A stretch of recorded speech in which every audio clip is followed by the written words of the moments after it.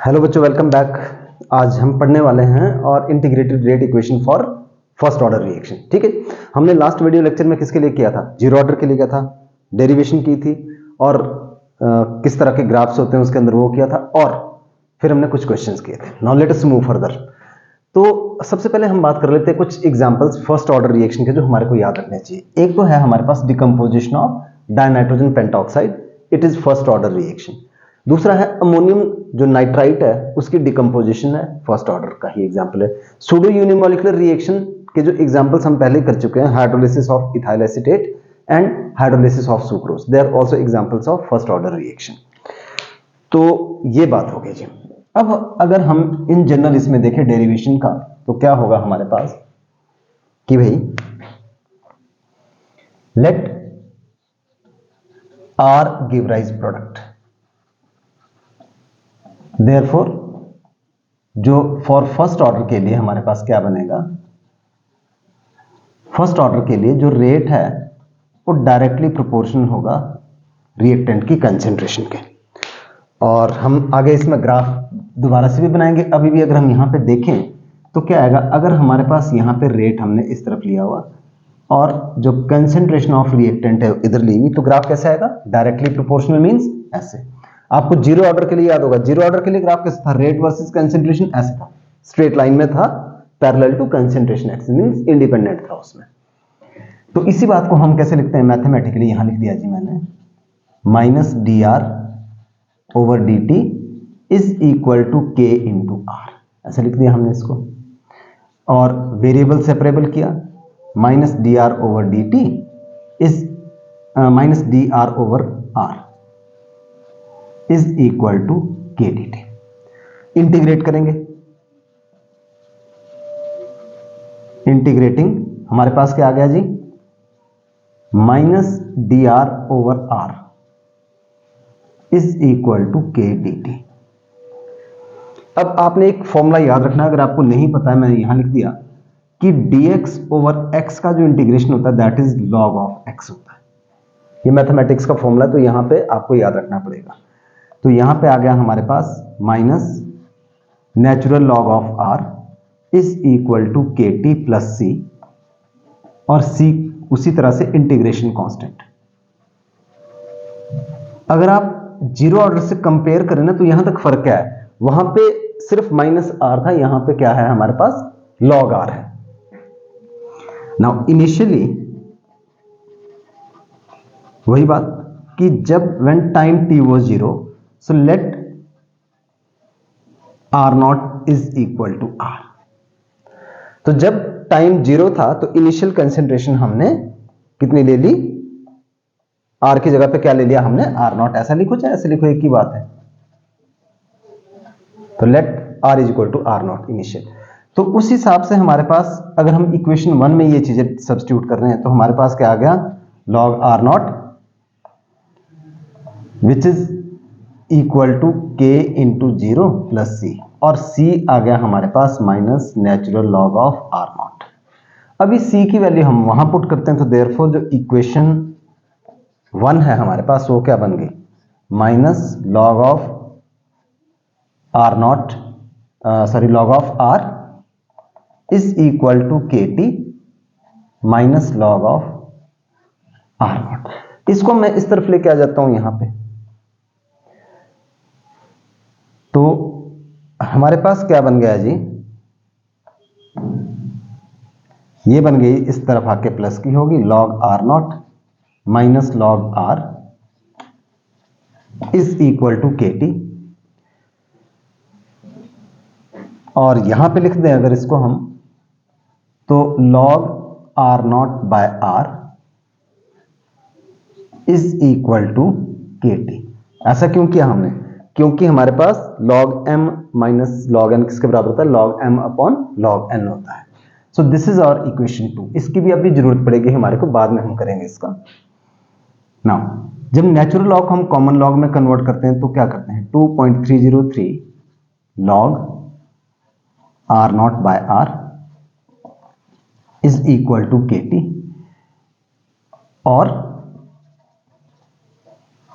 log r naught by r is equal to K upon 2.303 T। This is equation third.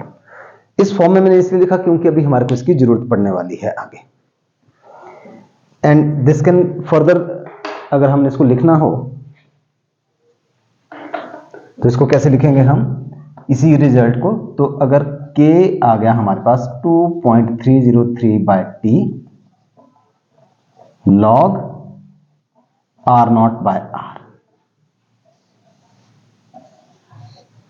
So this is the integrated rate expression for rate constant of first order reaction। और इसको ही हम further, चले इसको देते हैं हम result number 4।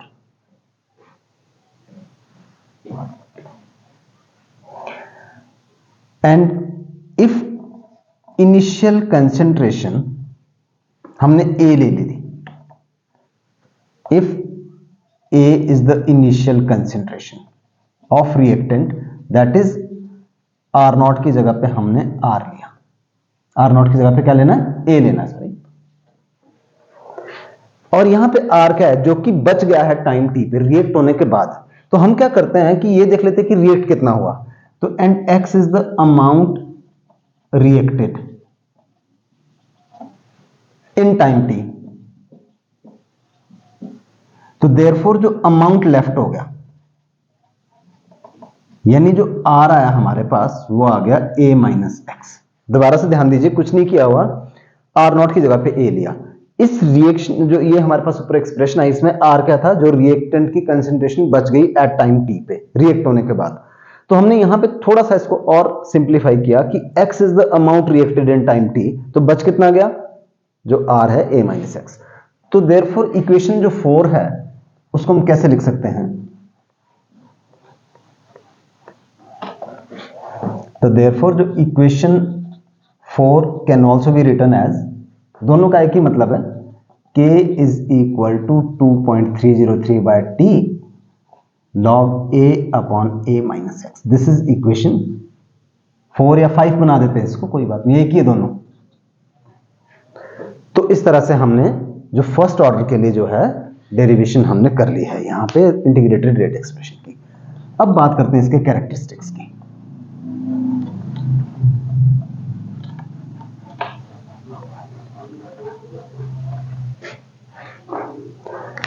Now characteristic पे हमने ध्यान देना है जी कि क्या क्या है इसके।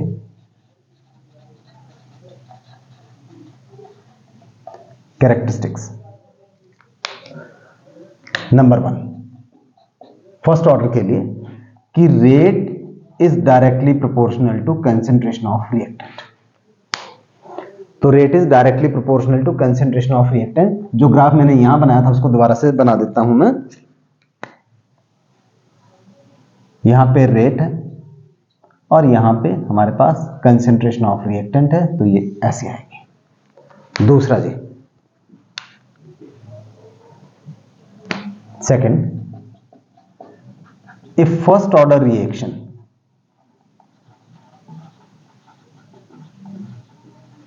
must obey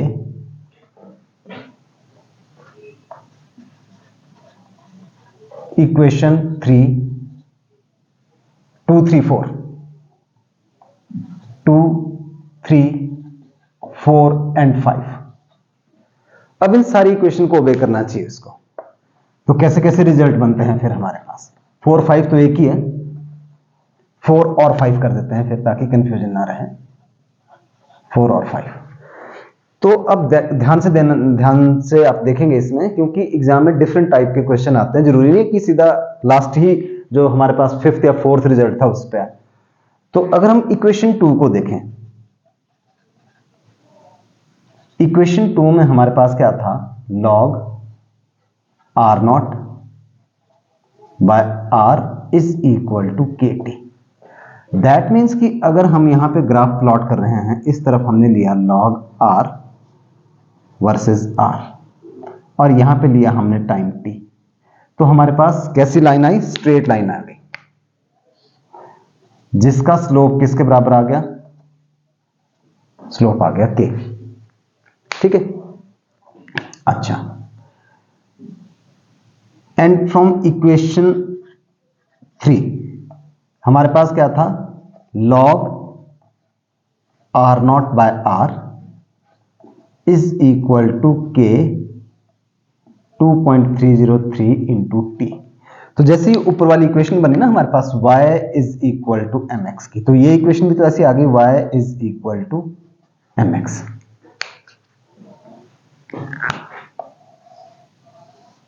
तो फिर क्या बना हमारे पास, इधर मैंने लिया log r0 बाय r इस तरफ, और इधर ले लिया टाइम t। तो फिर से मेरे पास क्या है, स्ट्रेट लाइन आई, पर स्लोप क्या आ गया इस बार, स्लोप आ गया जी हमारे पास, और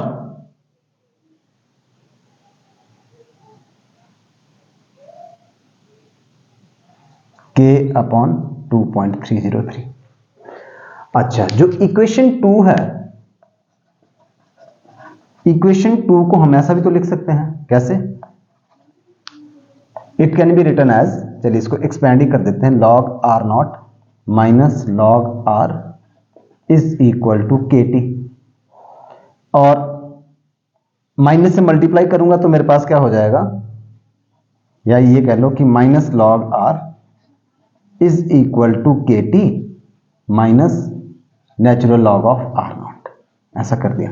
माइनस से मल्टीप्लाई करते हैं तो हमारे पास क्या बन गई, log r is equal to minus kt plus natural log of r0।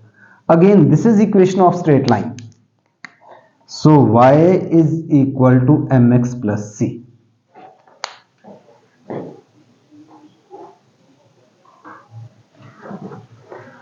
तो फिर कौन सा ग्राफ बन गया जी हमारे पास, सॉरी। तो बेटा फिर जो ग्राफ बना, आप बताओगे स्लोप क्या होगा, सोचो जरा जब तक मैं लिखता हूं यहां पे। तो नेक्स्ट ग्राफ जो आ गया हमारे पास, वो आ गया नेचुरल लॉग ऑफ r, और यहां पे टाइम t। तो फिर से हमारे पास स्ट्रेट लाइन आई, पर इस बार जो है वो डाउनवर्ड आया, ऐसे उसका नेगेटिव स्लोप हो गया, और क्या आ गया स्लोप, माइनस k आ गया, और ये इंटरसेप्ट हो गया। अगर इंटरसेप्ट कभी पूछे आपसे, तो इंटरसेप्ट आ गया जी log ऑफ r0। अच्छा, जो इक्वेशन 3 है या 4 है, उसको कैसे लिख सकते हैं हम, इक्वेशन 3 और 4 कैन बी रिटन, मतलब log से एक्सपेंड कर रहे हैं हम।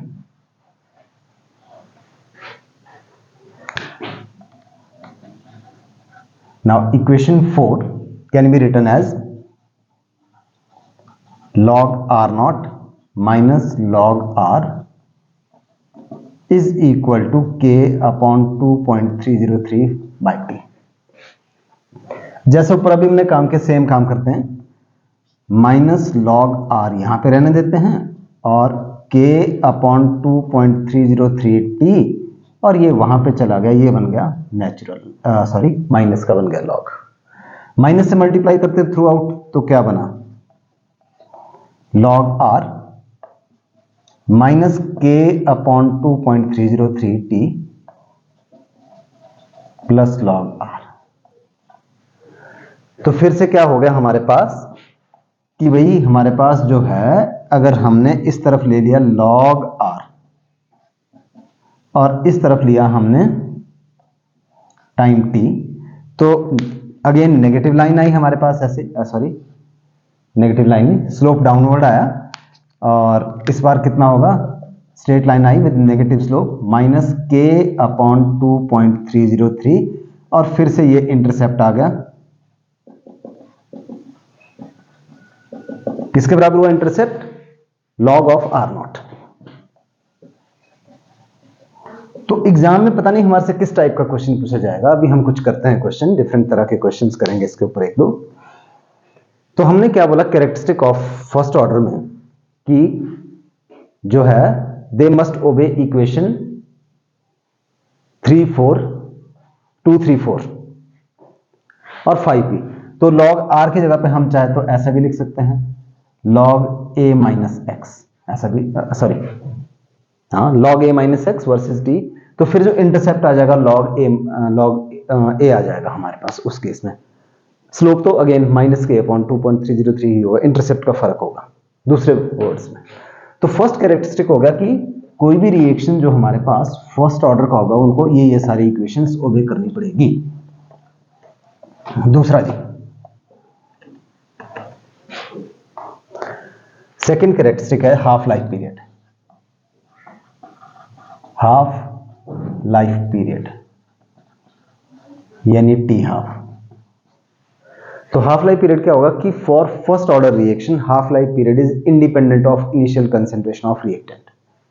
तो याद रखिएगा, for first order reaction half life period will be independent of initial concentration of reactant. तो व्हेन टाइम ले लिया हमने टी हाफ, तो जो रिएक्टेंट की कंसेंट्रेशन आर वो हो जाएगी इनिशियल वैल्यू की 2। ये वैसे जैसे जीरो ऑर्डर में भी किया था हमने। तो देयरफॉर जो इक्वेशन 4 थी ना हमारे पास, इक्वेशन 4 वो क्या थी, k is equal to 2.303 by T log R not upon are.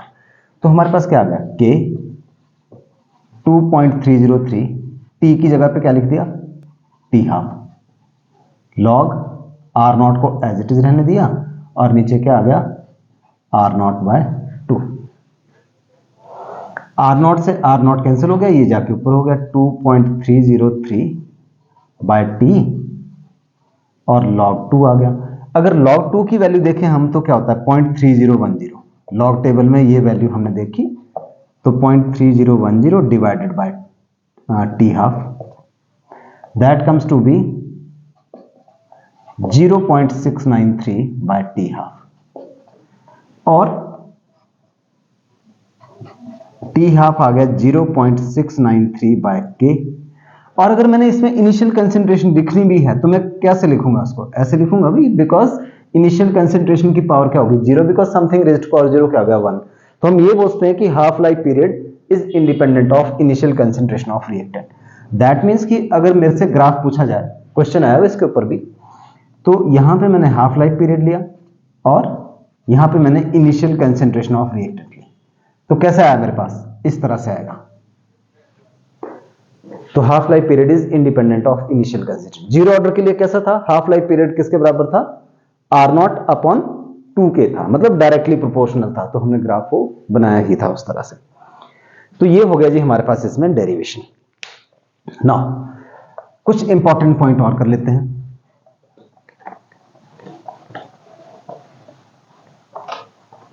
कुछ important result,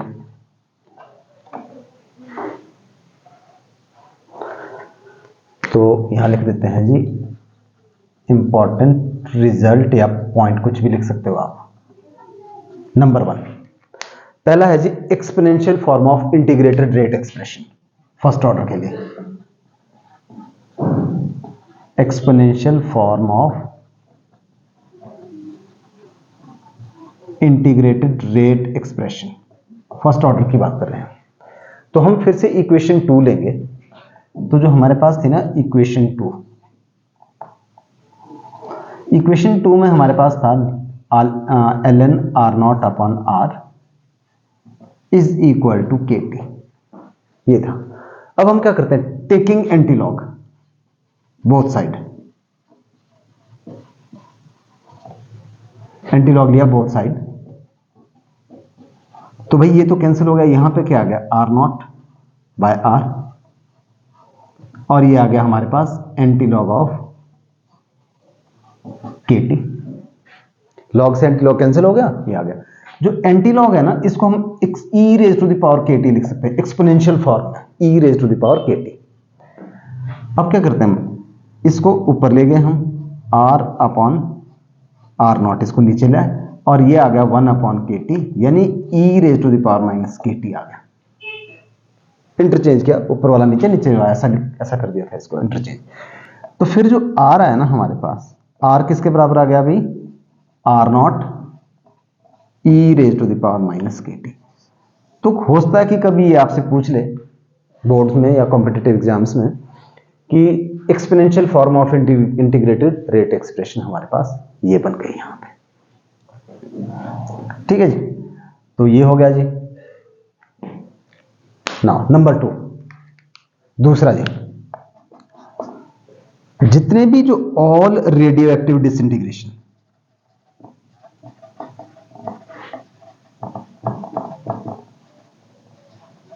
all radio active disintegration process follow first order kinetics. आप फिजिक्स में भी इस चीज को पढ़ते हो एटम वाले चैप्टर के अंदर। तो जितने भी रेडियो एक्टिव डिसइंटीग्रेशन प्रोसेस है they follow first order kinetics. तो जब हम किसी भी सैंपल की एज निकालते, एज ऑफ अर्थ या एज ऑफ कोई भी जो आर्कियोलॉजिकल ऑब्जेक्ट्स जो होती है उनकी भी एज निकालने के लिए हम इक्वेशन 4 या 5 का यूज करते हैं, because all the radioactive disintegration they follow first order kinetics. तीसरा जी, बहुत इंपॉर्टेंट, बोर्ड में इसके ऊपर क्वेश्चन भी आ चुका है, general expression of half life period for nth order of reaction. General expression of half life period for nth order of reaction देख लेते हैं यहां पे।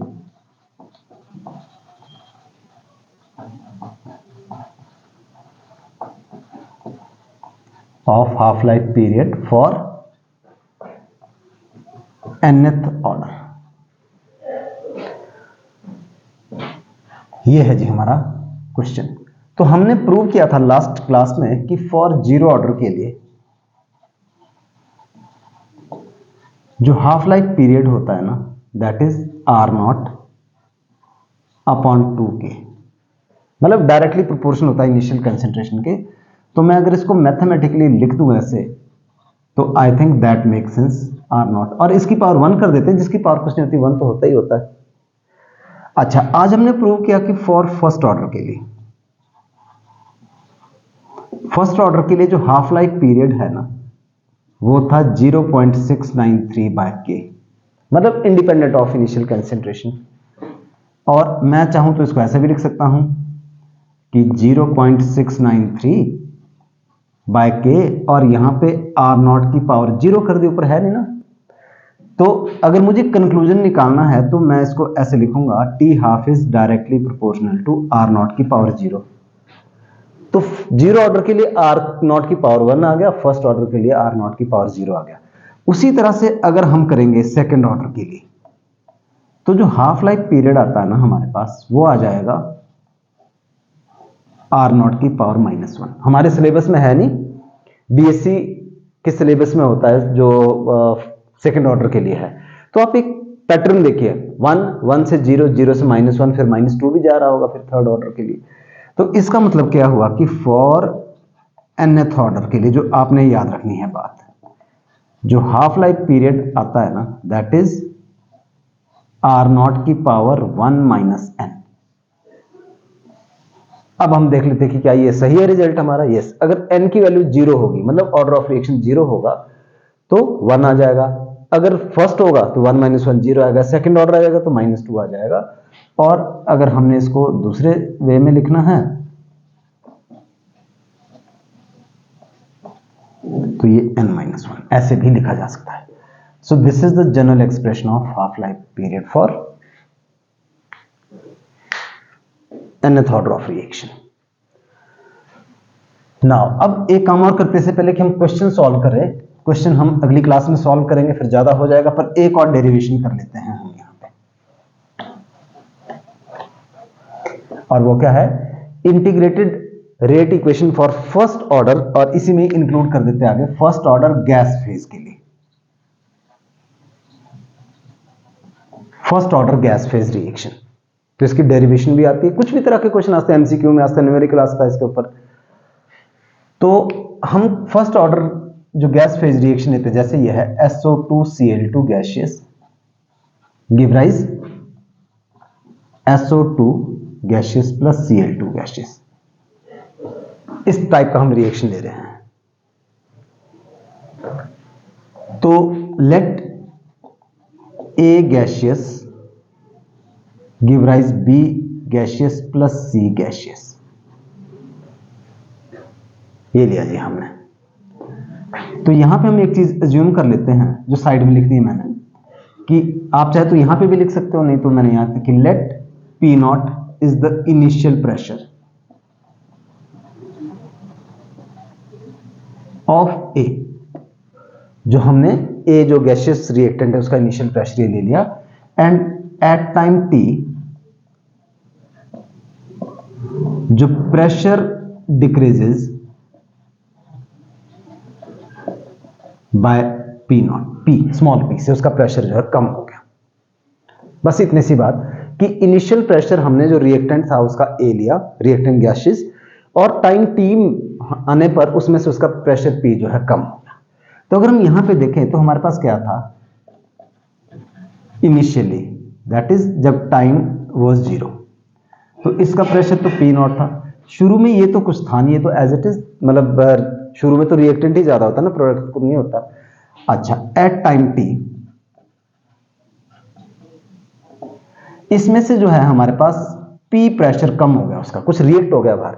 देखिए अगर इसका एक भी प्रेशर कम होता है तो ये एक एक बन जाता है, अगर इसका 2 प्रेशर कम हो गया तो इन दोनों का प्रेशर 2 हो जाएगा, बढ़ जाएगा। अगर इसका प्रेशर 3 इसमें से निकल गया बाहर तो ये भी 3 हो जाएगा। मतलब जितना प्रेशर इसका कम हुआ ना उतना ही प्रोडक्ट बनेगा हमारे पास। तो यहां पे क्या हो गया, ये पी और पी हो गया हमारे पास, ठीक है।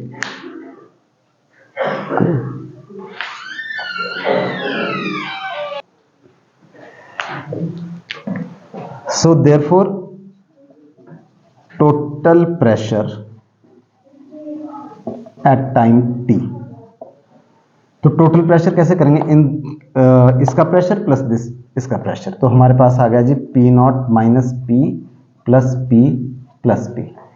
तो इसको अगर सॉल्व किया हमने तो ये बन गया, इसको लिख देते हैं पी टोटल पी टी, तो it becomes P not plus P, और यहां से अगर हमने पी निकालना है तो ये हो जाएगा total pressure minus P not. Now since at time T जो प्रेशर था हमारे पास ए, वो कितना था, पी नॉट माइनस पी, ठीक है, पी नॉट माइनस पी था। तो अब हम ये पी की वैल्यू यहां पे सब्स्टिट्यूट करेंगे। सो सब्स्टिट्यूटिंग वैल्यू ऑफ पी क्या बन गया जी हमारे पास आया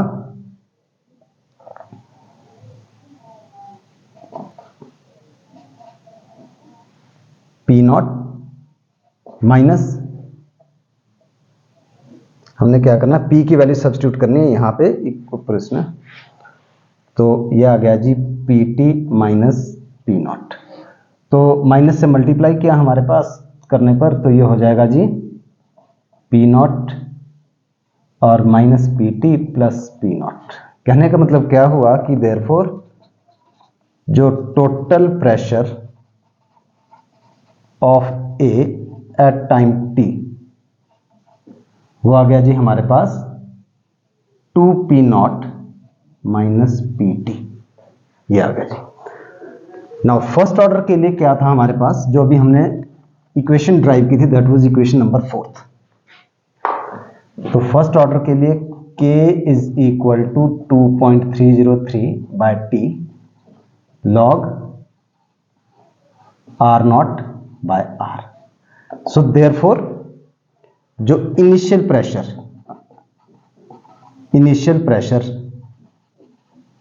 दैट इज पी नॉट वो डायरेक्टली प्रोपोर्शनल होगा इनिशियल कंसेंट्रेशन के, and pressure at time T that is जो 2 P not minus P T वो डायरेक्टली प्रोपोर्शनल हो जाएगा आर के। तो ये सारी वैल्यू अगर हम फर्स्ट ऑर्डर के लिए सब्स्टिट्यूट करें तो हमारे पास रिजल्ट आएगा finally k is equal to 2.303 by T log P not initial pressure और जो टाइम टी पे था that is 2 P not minus P T. तो ये डेरिवेशन के लिए आता है बहुत बार, और 2023 में सीबीएसई बोर्ड में इसके ऊपर न्यूमेरिकल भी आया था। तो न्यूमेरिकल हम जितने भी फर्स्ट ऑर्डर के लिए हैं वो हम सब के सब लेने वाले हैं अगले क्लास में। So that's all for this class. Thank you. See you in next class.